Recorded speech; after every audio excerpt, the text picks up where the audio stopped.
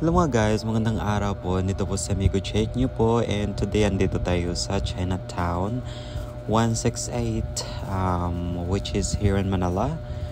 And that is in Divisoria, Tondo, sort of. I don't know, it's my first time here, so just watch and learn and hope you will enjoy it too. So come join me. So from here, una kong binisitahan talaga or pinuntahan is yung Lucky Charm na aisle nila dito, which is andito lahat ng mga nakasulat ng mga like love letters or mga wish ata to ng mga couples, mga lovers sort of like this. Ang dami-dami na nakapato at nakasalang dito. So sabi nila it's just Lucky Charm. If you put something here, then it will be granted.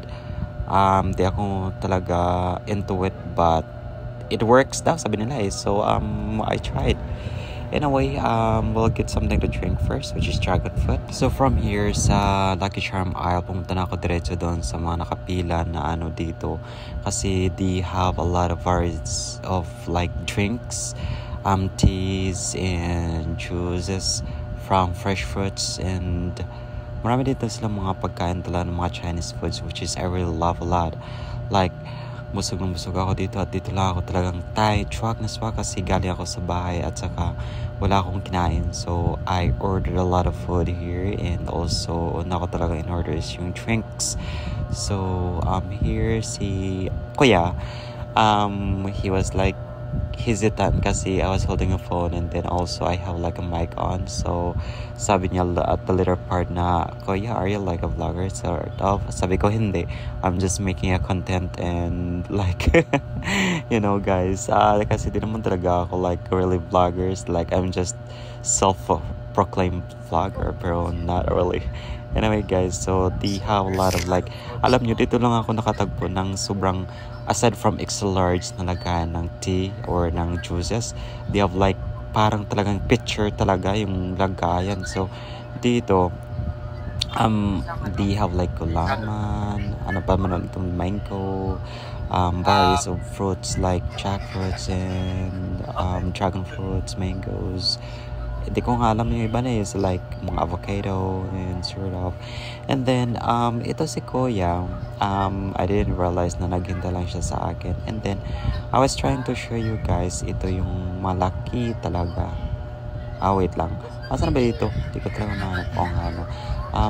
Afterward, ayan, so he's mixing it. Maliit lang konti yan. Laki talaga.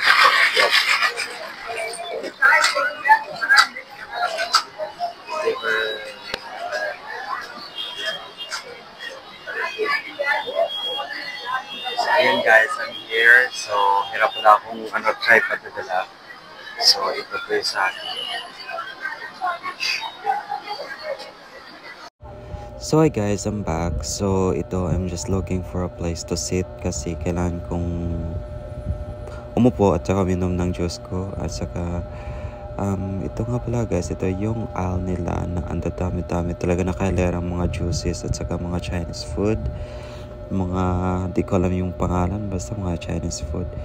And I'm trying to fix my audio because yan nga, nagka-problema ata yung microphone ko, pero okay lang, kaya pa naman. Anyway, let's drink.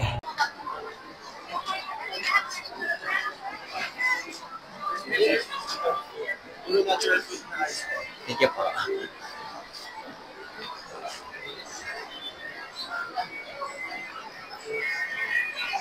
Now, I'm looking for a place to hide.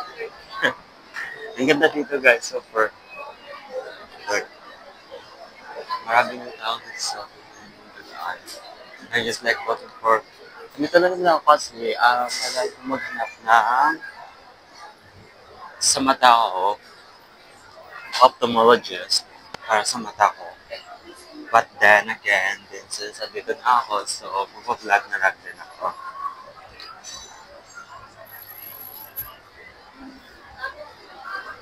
Imagine guys it's my first time here. Although matagal na ako dito sa Manila, but yun nga, although matagal na ako dito, pero So yun na nga guys, papasok tayo ngayon sa mall kasi ang init talaga sa labas, di ko na kaya. So pasok and then galagala ng konti and I'll show you around guys. And voice over na tayo dito guys nang dahil nga meron talagang maingay dito sa loob na na parang announcer ata. So mahirap na magka-copyright tayo. So ito na nga guys.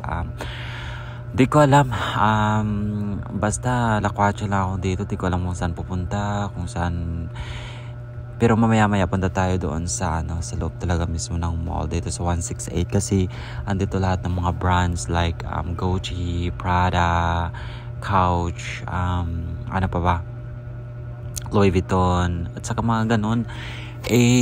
Munti ka na nga akong makabili kanina kaya lang botin lang napaisip ako, no, I spent a lot for my eyeglass. So, kailangan kong magtipid na. Anyway guys, dito pala yung atrium nila na merong dragon something na kahang. Pero kaya nga voice over tayo dahil merong nag-announce kaya iwas copyright. So, dito guys, punta tayo dito sa my Lucky Charm area guys. At sabi daw nila kasi maganda pag meron tayong mga ganito kasi to avoid na rin ng mga like mga malas sa buhay daw or di kaya or from the evil eye sort of.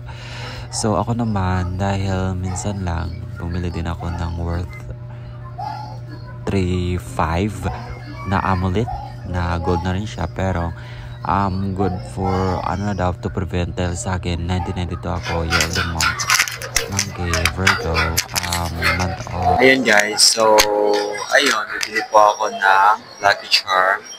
Punta lang ako ng ATM at saka mag-withdraw ng pera para makabili po ng Lucky Charm. Ayun, sa Sierra guys.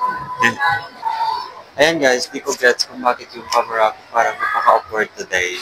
Because wala naman akong ginawa dito sa phone ko eh. So which one is best for me guys?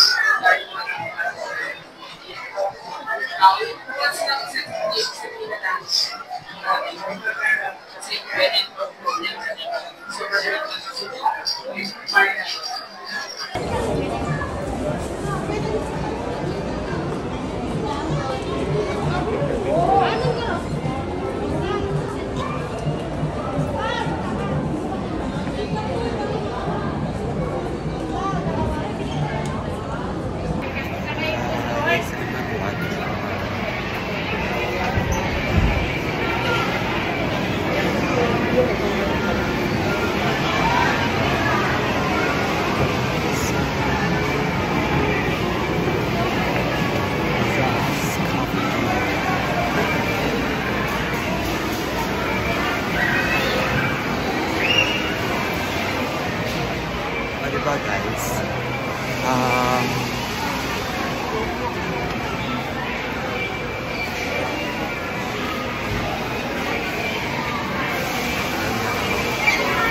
By the way guys, here's my first eyeglass from and the second one. Bye.